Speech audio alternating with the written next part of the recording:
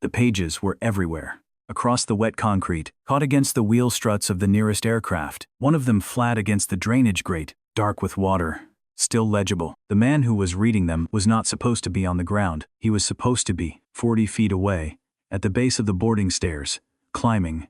He was not climbing. He was on one knee, on the tarmac of a private military airfield in the middle of a storm that had been building since 9 p.m. and had arrived fully at 11:47, reading pages that belonged to a woman who was no longer standing. His name was Colonel Ryan Hale, 38 years old, decorated twice, a service record that his superiors described in the specific language of institutional admiration as unblemished. The appointment papers had been signed that morning. Security advisor.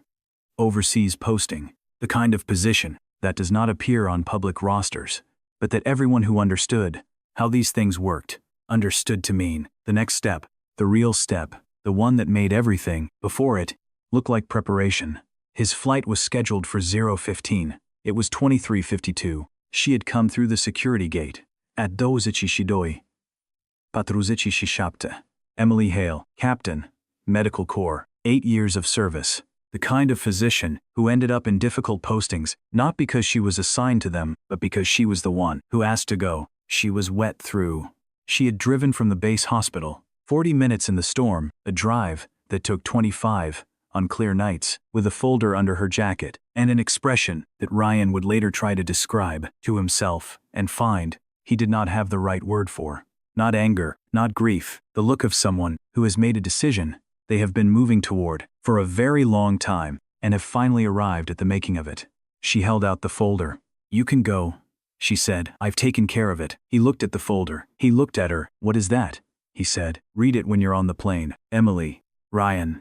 Her voice was level, not performatively calm, actually calm, the calm of someone who has done the version of this conversation in their head enough times that the real one no longer requires the same energy. "I'm not here to make this difficult. I'm here so you can leave, without leaving something unfinished. Read it on the plane." He had come to that airport tonight, knowing she would be there. He had let her come, because he thought he understood what she was bringing. He had said, 3 weeks ago, across a table in a room, he had requested specifically, because it was not their home. "Your investigation is going to create problems for people who have helped me. I need you to stop, and I need you to sign." She had looked at him for a long moment.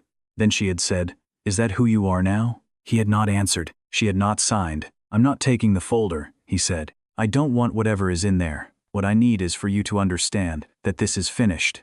"I understand that," she said. "That's why I'm here." "Then go home." "I will," she said. After. He reached out. His hand caught her arm. The folder went first. Pages lifted in the crosswind. From the open hangar doors. The specific movement of papers that have been separated from whatever was holding them together, and then she went. Not far, not dramatically. The specific fall of someone whose center of gravity has been interrupted by a force they did not expect from the direction it came from. She went down. The concrete was wet. She did not get up. 3 junior officers, who had been loading equipment near the far wall, turned at the sound. No one moved toward her. Ryan looked at them. They looked at him. Then they looked at their equipment. He looked down at her, then at the pages, then at the boarding stairs, 14 steps away, then at the page, closest to his right foot, face up, legible despite the water, his name at the top, in Emily's handwriting. He picked it up. He read the first paragraph, then he read the second. Then the hangar was very quiet, except for the rain, and the sound of the engines that were already running, and the clock that had been running since 22:47 and had not stopped. He read 4 pages. Standing on the tarmac, in the rain, engine noise behind him, the boarding stairs, still exactly where they had been when he first stopped, 4 pages. Then he folded them, and put them inside his jacket, and walked to where Emily was.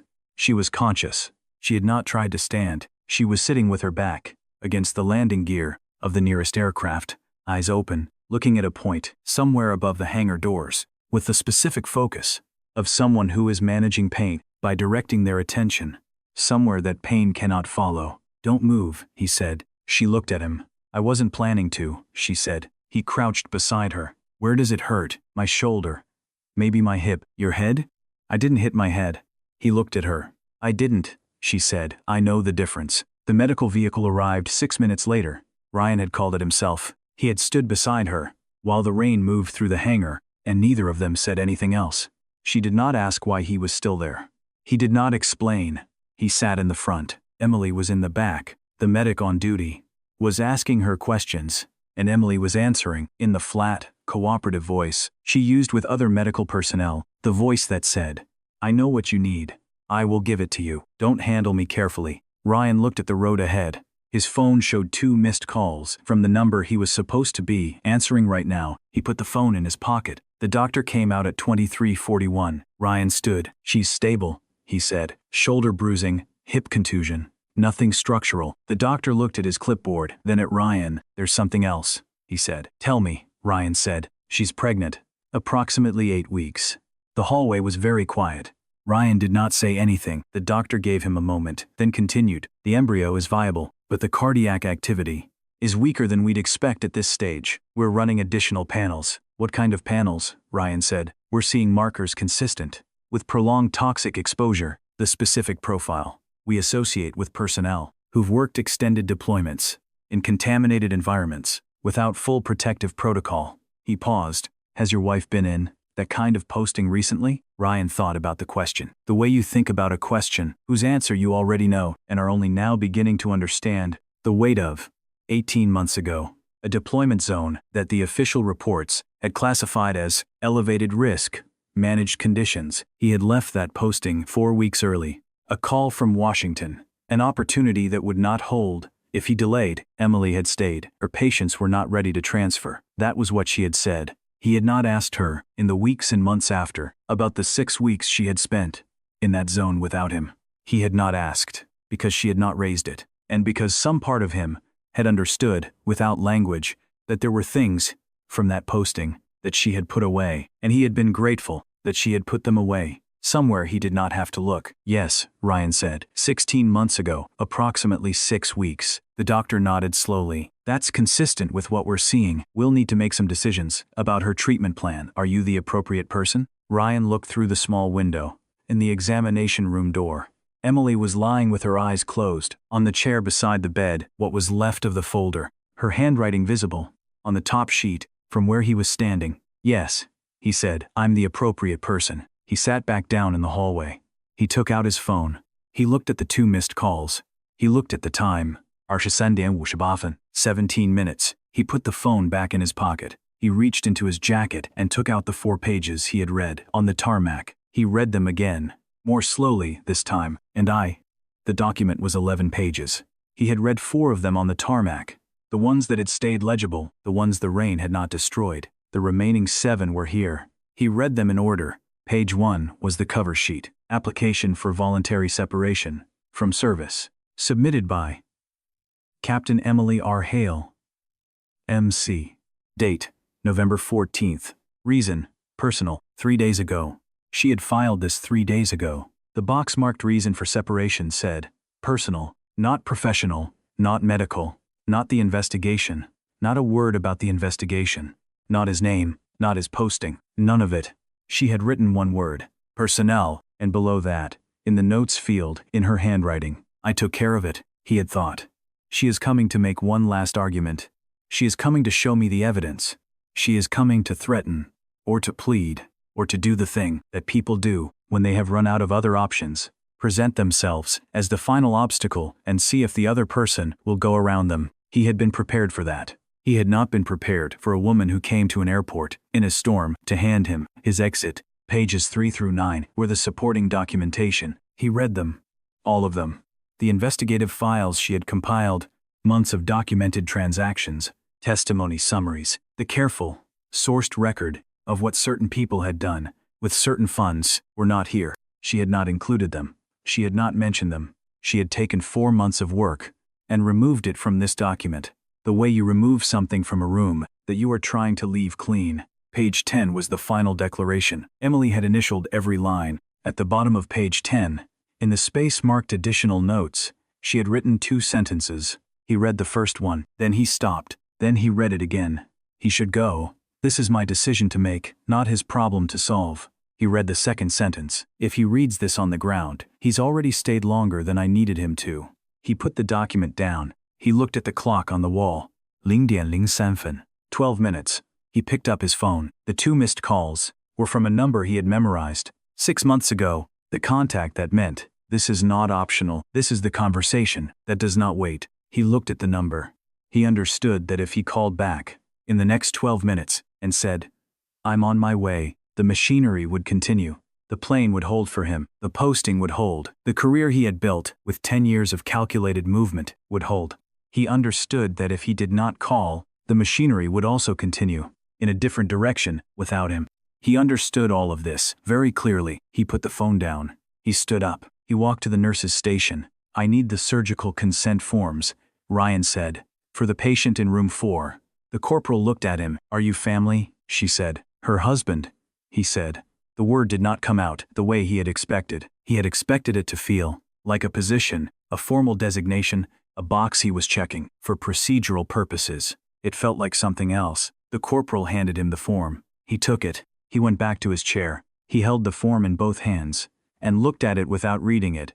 The way you look at a thing you already know you are going to do and are giving yourself one final interval of not having done it yet. Outside, the engines were changing, not stopping. Building. That was the final call. 0:11 分.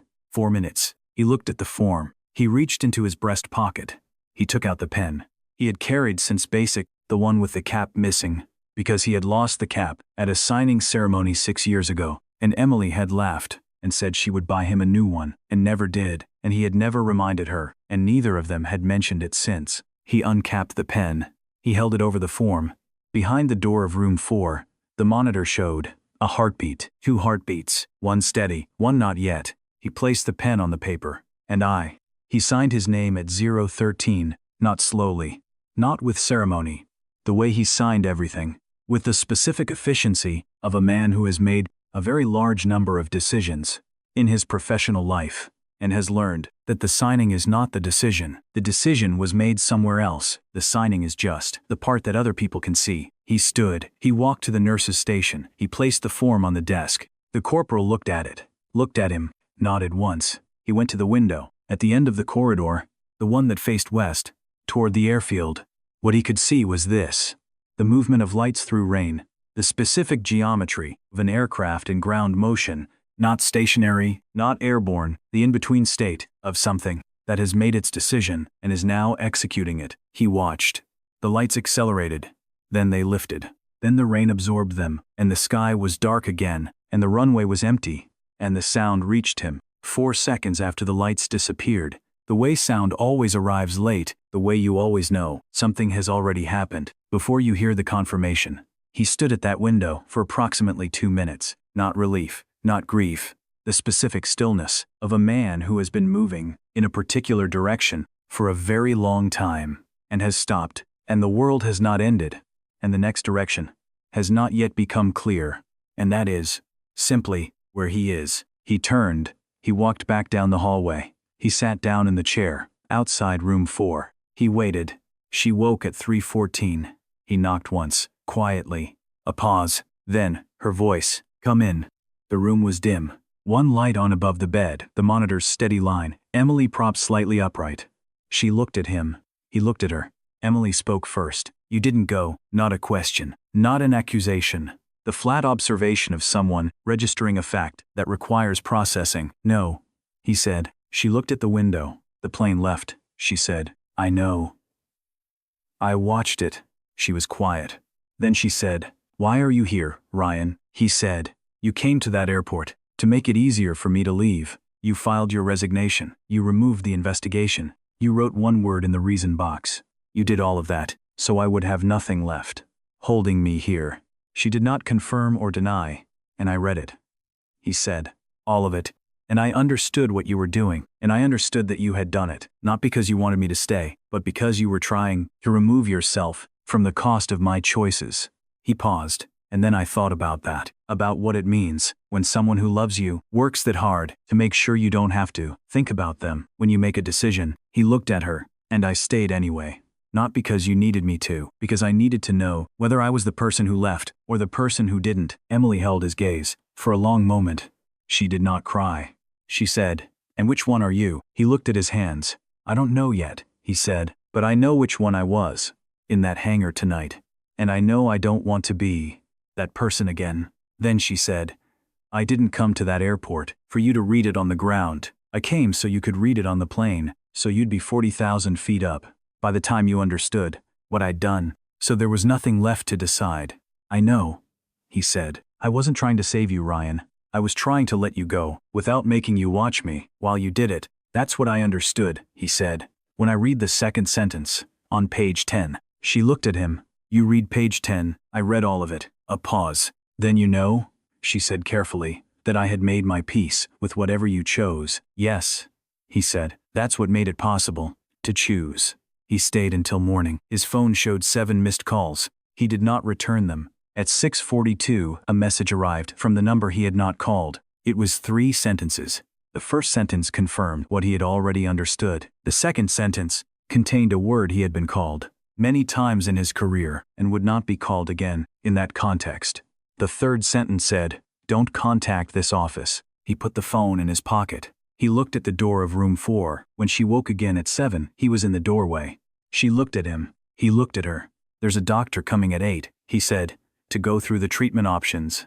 She nodded. I'll be here, he said. She looked at him for a moment longer. Then she said, you look like you haven't slept. I haven't. There's a chair. I know. I sat in it. You can sit in it again. He came in. He sat down. He did not sleep, but he stayed. There are decisions that happen in rooms with no witnesses except the people making them. No one is watching. No one will validate what you chose, or explain it, or record it. You will simply have chosen. Ryan Hale gave up the thing he had been building for 10 years. He did not get anything clean in return. He got a chair in a hallway, a room with a monitor, a woman who had removed herself from the cost of his choices, and had been unable to remove him from making one anyway. Have you ever made a decision that nobody asked you to make, that nobody would have known if you hadn't, and made it anyway? Drop à comment. I want to know what that cost you and what it gave you back. I'll see you next week.